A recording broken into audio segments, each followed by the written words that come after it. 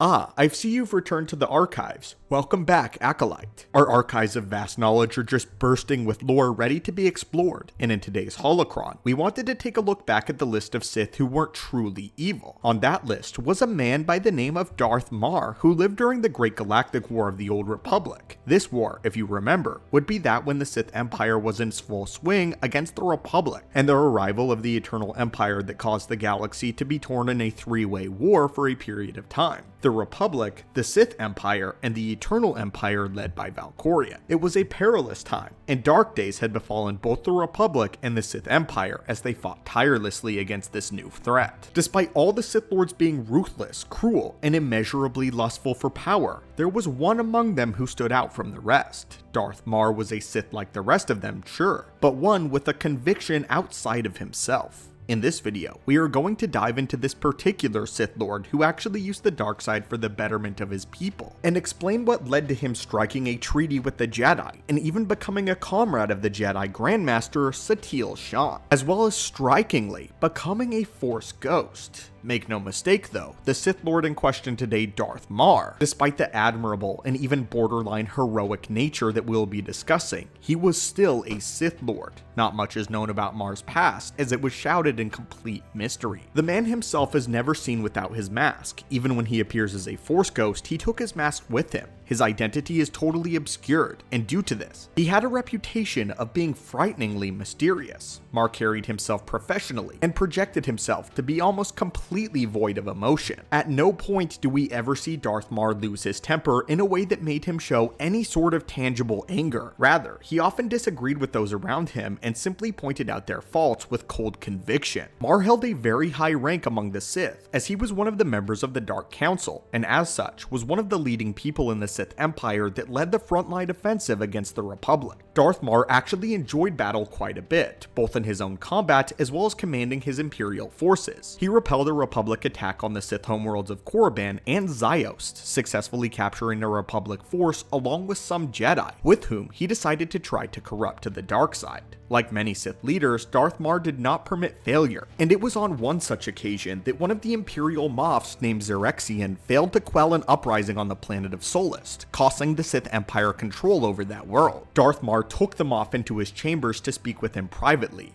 To this day, no one knows what happened in that office or what the two of them spoke of, but promptly after the meeting, the Moff wrote a letter of resignation from the Empire, and following, took his own life. Despite these bouts of cruelty, that is somewhat expected of a Sith Lord. Darth Marr otherwise was a man of great conviction who believed in one thing only, the sanctity and prosperity of his Sith Empire. He poured many resources into making sure that the Empire was strong, and many citizens worshipped him for that fact. Personally, we believe that if given the chance, Marr would have become like the second Marka Ragnos, and ushered in another golden age of the Sith Empire, being extremely intelligent and shockingly reserved for a Sith Lord. On one occasion of bravery, Darth Marr learned of some Hutt cartel activity on the planet of Makeb, where they had discovered a new substance called Isotope 5, which had the potential to create a powerful energy source when harnessed properly. Unfortunately, the Hutts had mined the planet so hard for this substance that they destabilized its core and left it to be destroyed. Darth Marr then assembled a team of the Empire's finest heroes to take care of the problem, because he was still having to focus on the war, but he did what he could to buy the Makeb team some time, as they had to keep their activities secret from the Hutt cartel. The Makeb team was successful and managed to stabilize the planet, saving millions of lives whilst managing to keep the entire operation a secret from the Hutt clan. Unfortunately for Darth Marr, what stood in his way to achieving the Empire's true glory was his fellow Dark Council members. The politics of the Sith Empire were just as cutthroat and tricky as you can imagine. Marr himself was always very bored and frustrated with the nature of politics and the infighting amongst his brethren. Every time he would make some progress for the betterment of the Empire, his fellow Sith leaders would do something to reset it, because one of them had upset the other and gotten themselves killed or their forces crippled somehow. As a result, Darth Marr found himself and the Dark Council in a cycle of one step forward, two steps backward. Despite his emotionless exterior, this factor angered Marr to no end, because he was throwing everything he had into the war and into building the Empire. This was a Dark Lord who very much harnessed the dark side and very much much of a for king and country type of way. In a sense, he was even patriotic. For the first time, this was a Sith Lord who wasn't doing all he could to seek his own glory, at least not primarily, but to actually improve the Empire that he was sworn to protect. The Sith infighting stood in the way of this, and that all came to a head when Darth Revan and the Revanites began to rise, and threats of Revan resurrecting the Sith Empire started to arise with it. Hating Vitiate, Darth Mar had absolutely no intention of allowing the Sith Emperor to come back from his incorporeal form, as he had known about Vitiate's plan to drain the galaxy of all life, and Darth Mar would do anything to stop him. Mar refused to be a pawn in such a wicked and clearly mad scheme such as this, so as soon as he found out that the Revanites were behind the scenes, he ceased fire during a naval battle with Republic forces, and met with the Jedi Grandmaster Satele Shan for a discussion. The two made a deal for an uneasy alliance between the Sith and the Republic, forming the first galactic coalition to take down the Revanites and to stop the Emperor's resurrection. We know how the story plays out from here, and the coalition is partially successful in stopping Vitiate's resurrection. Vitiate's spirit still went and found Valkorion though, who would eventually build the Eternal Empire. Darth Mar's death would come when he and the Outlander confronted Valkorion when they were captured. Valkorion ordered Mar to kneel before him,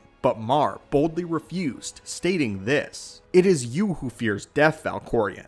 I do not. I will not kneel." Valkorion punished him with a powerful surge of Force lightning, ending Darth Mar's legendary life. This would not be the end of everything, however, as Darth Mar would actually return as a Force spirit. Interestingly, there is a slight debate as to whether or not he was a Force ghost or a Sith spirit. However, it is implied that he was a Force ghost, as upon his death, he accepted the last tenet of the Jedi Code: there is no death, there is the Force. The ghost wasn't bound to an object or a specific place, and he actually appeared to commune with Satele Shan post-mortem. How incredible is that? That a Sith Lord, Darth Mar, actually became a Force ghost. As a spirit, he deliberated with Satele Shan over the return of the Sith Emperor. Here, Darth Mar expressed grievance and sympathy as he lamented over all of the lives that were about to be lost in the coming war, feeling great sorrow. Darth Mar is a very intriguing person to be sure. His personality was very emotionless and stone cold, but he expressed his humanity through his philosophy. Mar never hesitated to call someone out when they were acting incorrectly, and rebuked many of his fellow council members, and would often condemn them for actively harming the Empire with their infighting. While yes, he did some very cruel things and acted in various ways that a Sith typically would, he had wisdom that was beyond his counterparts. He used the dark side to further the prosperity of the Empire, and took measures that were within his control to save an entire planet from being destroyed. Mar also never hated the Jedi the way that the Sith did. In fact, by contrast, he actually respected them as warriors within the Force, and was always eager to meet with them in battle, simply because they were warriors truly worthy to challenge him. Although I cannot personally condone his methods. With conviction, I say that Darth Mar most assuredly had good within him, and he expressed that after his death to Satele. In his final moments, he stood boldly before the most powerful man in the universe, in Valkorion, but not out of hubris. It wasn't his ego or arrogance that kept him from bending the knee, but conviction and principle. As far as his powers and his skill with a lightsaber, we don't have much to go on visually, but we do have his reputation. We know that he had a great love and a passion for combat, and that he was exceptionally skilled in lightsaber combat, as well as having immense strength in the Force. So much so that he ascended to his position as a member of the Dark Council in his early 20s. And while some council members only lasted a few weeks or years depending on how they conducted themselves, Darth Mar's chair was filled by him for 4 decades. His strength was such that hardly anyone dared to defy him, and even the Emperor, when he was still alive, felt threatened by Darth Mar. His skill with the lightsaber was legendary. Using Force speed, he could make it seem as though he teleported with how fast he could move. He had been known to hold his own against entire armies and draw them into a retreat. A popular saying about the Dark Council and many Imperial military circles was that Mar was more effective at protecting a planet than a planetary defense shield would be. And so, my friends, this was the story, the legend, and the history of Darth Mar, the Empire's most noble Sith. I always find these Sith to ebb on the moral side of things very interesting, as we don't hear of them very often at all, and when we do, they always leave a mark. Make sure to drop your comment down below telling us what you think about Darth Mar, and what other characters would you like to see a deep dive on. Until next time, my friends, may the Force be with you, and glory to the Empire.